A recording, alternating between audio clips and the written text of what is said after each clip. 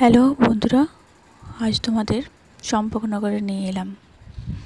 কী ভাবছো, চম্পকনগরের কথাটা শোনা শোনা লাগছে না? তো এই হচ্ছে সেই শিব মন্দির যেটা চাঁদ সওদাগর বানিয়েছিলেন। তো চাঁদ সওদাগর আর বেহুলা লক্ষীন্দর তো সবাই কাহিনীটা সবাই জানো। তো সেই মন্দিরেই তোমাদের আজকে নিয়ে এলাম।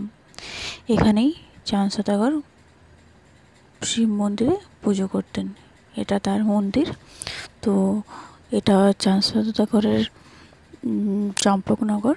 তো এখন এটার নাম দেওয়া হয়েছে কসবা।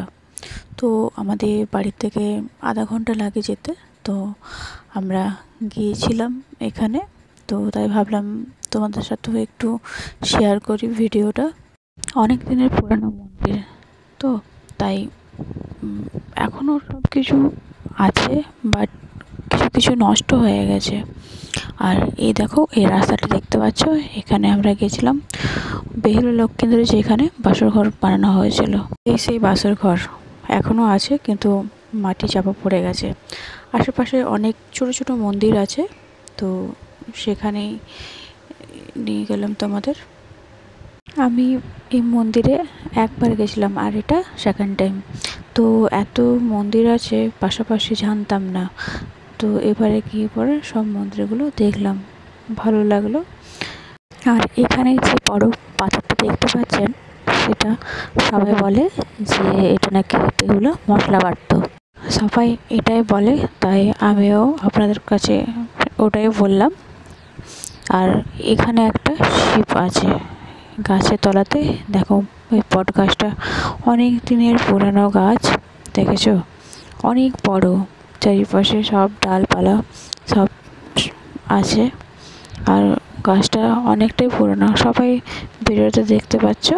আর এটা হলো সেই মনসা মন্দির। এটা এখন ভেঙে গেছে, যে মনসা মন্দিরে চাঁদ সওদাগর পুজো করেছিল। তো দেখো, এটা আবার নতুন করে বানানো হয়েছে। ওইটা পুরনো হয়ে গেছে, ভেঙে গেছে, তো তার জন্য গ্রামবাসীরা এখানে আবার ওই মনসা মন্দিরটাকে খুব ভালোভাবে বানিয়েছে। তো এই খুব সুন্দর মন্দিরটা, চারিপাশটা খুব সুন্দর, এখনও কাজ চলছে। আর এই শিব মন্দির, শিবলিঙ্গটা অনেকটাই বড়। সবাই ওই সিঁড়ি দিয়ে উপরে পুজো করে।